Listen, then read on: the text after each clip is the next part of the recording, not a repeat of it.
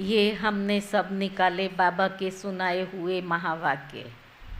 अब इन महावाक्यों को प्रैक्टिकल में करने के लिए सबसे पहला तो एक ही पहली बाबा की जो श्रीमत है, अमृत वेले को यथार्थ विधि पूर्वक शक्तिशाली स्थिति में करना। क्या इस सितंबर मास में हम सब ये एक दृढ़ संकल्प करेंगे कि मुझे अमृत वेले को बहुत फ्रेश स्थिति से शक्तिशाली स्वरूप में करना है? कर सकते हैं। इस सितंबर मास का पवित्रता की शक्ति को बढ़ाने के लिए ये विशेष पुरुषार्थ है, क्योंकि अमृत वेले में बाबा हमारी बुद्धि को वरदानों से, शक्तियों से भरपूर करता है। और ये वो समय है जिससे आत्मा की अंदर की ऊर्जा जागृत होती है, हमारा इनर सेंस जागृत होता है, और वो हमें समय पर शक्ति मदद करती है। दूसरा, सारा दिन हम रूहानियत में रह सकते हैं। जो ये आत्मिक स्थिति का हमारा अभ्यास है, अमृत वेला अगर शक्तिशाली करते हैं, ये मेरा अपना निजी अनुभव भी है, तो आत्मिक दृष्टि सारा दिन बहुत सहज रह सकती है। फिर जब मुरली को तो भी बहुत अच्छी रीति से उसे सुन सकते हैं। क्या ये हम एक वीक निकल गया, 3 वीक हमारे पास में है, इसको हम सब एक साथ शक्तिशाली स्वरूप में कर सकते हैं। No excuse. 10 बजे सोए तो, 12 बजे सोए तो, सारा दिन में रेस्ट नहीं किया तो कोई एक्सक्यूज़ नहीं क्योंकि अभी वही दिन आने वाले हैं जो हमारे विपरीत होंगे। उन पर हमें विजय प्राप्त करनी है, और जितनी हमारी लगन होगी तो उस लगन में बाबा भी मदद करता है। ऑटोमेटिक थकावट भी नहीं लगेगी और ज़्यादा हम रिफ़्रेश हो जाएंगे।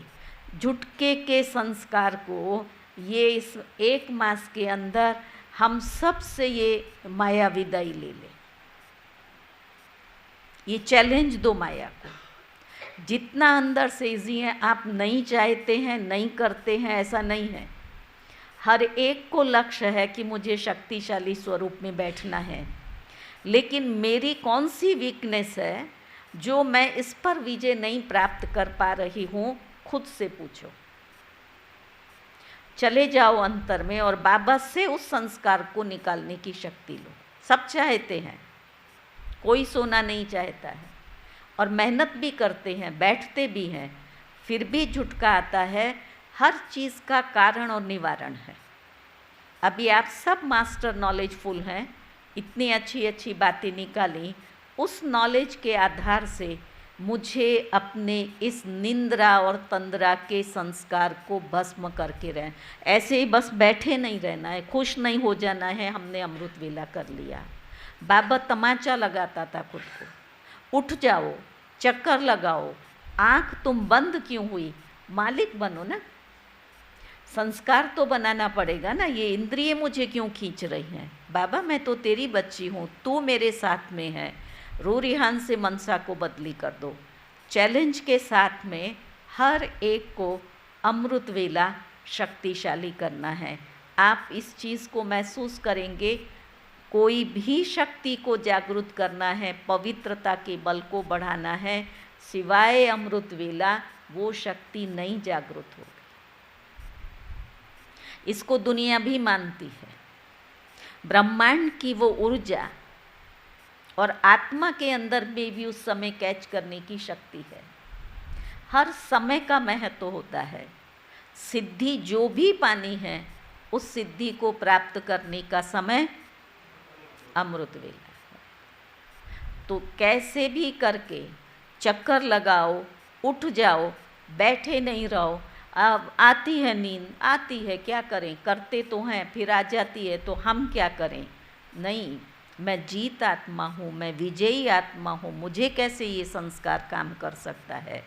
तो एक हम ये अभ्यास करें, और इस अभ्यास का प्रैक्टिकल स्वरूप सारा दिन के अंदर में बार बार अंदर से ये गुप्त मेहनत करें, हर एक को आत्मा भाई देखने का।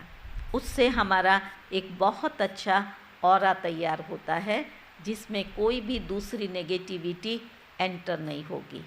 और आपसे सामने वालों को भी अच्छे वाइब्रेशंस आएंगे। आप कुछ उनको दे रहे हैं, वो प्राप्ति उन्हों को होगी। आप उनसे न्यारे हैं, माना एक रूहानी व्यक्तित्व बनता है ना, तो वो आकर्षित करता है।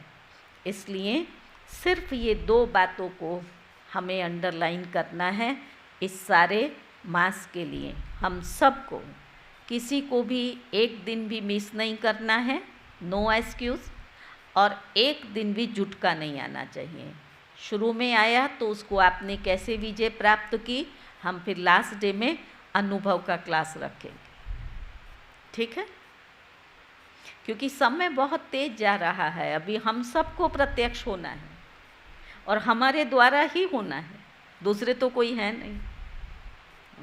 और बेचारी आत्माएं, मैं अभी ट्रेन में आ रही थी, ये 4 तारीख को वापस आई कासगंज से। सामने की सीट पर एक कोई माता थी, तो हम लोग तो अपना पढ़ा लिखा, क्लास सुना, ये किया, भोजन किया, रेस्ट किया, फिर शाम को उठ करके फिर से उसको बात करने की दिल होती थी। फिर उसने बोलना शुरू किया। एक तो थोड़ी भाषा उसकी थी किसी गांव की, वो कम समझ में आती थी पर ख्याल आता था। वो दुखी आत्मा अपना दुख सुना रही थी, मुस्लिम थी, तो मैं उसको सुन रही थी और वो नुमा शाम का समय हो रहा था। तो मुझे अंदर से अपने से ये प्रश्न उठा कि इस समय पर मुझे क्यों इसको सुनना चाहिए, लेकिन फिर भी सुन रही थी। अंदर से ऐसे आ रहा था, बेचारी दुखी आत्मा है। सुनाया उसने अपनी कहानी, कैसे उसका दूसरा मैरिज हुआ, फिर ये हुआ वो हुआ। उसकी बेटी जो है वो बहुत दुखी है, वो भी साथ में थी। लास्ट में उसने बोला मैंने एक बार, मुझे ऐसे अंदर से प्रेरणा आ रही थी, उन लोगों को बोला आप इधर से नहीं जाना, इधर एक्सीडेंट होगा, आप इधर से आना। मेरा किसने माना नहीं, और वो उधर से ही आए और एक्सीडेंट हुआ। तुम्हारा मेरा दिल कहता है, तो वो अंदर से मैं बोलती हूँ। फिर लास्ट में मुझे कहती है, मेरा दिल ये कहता है कि मेरी बेटी के लिए आप दुआ करेंगी तो आपकी दुआ से मेरी बेटी ठीक हो जाएगी। फिर से कहती है, ये मेरा दिल कहता है कि मेरी बेटी आपकी दुआ से ठीक हो जाएंगी। मैं कौन हूँ वो नहीं जानती। उसने मुझे पूछा आपके कितने बच्चे हैं, मैंने कहा हमारे सारे बच्चे हैं, सारी दुनिया की आत्माएं। तो और आपका पति, मैंने कहा वो सारा विश्व का पति है। और मोमेडन थी, माना लोगों को हमारे से दुआएं चाहिए, और आज भी बाबा ने वो कहा, तो हम ये दुआएं देंगे और दुआएं लेंगे।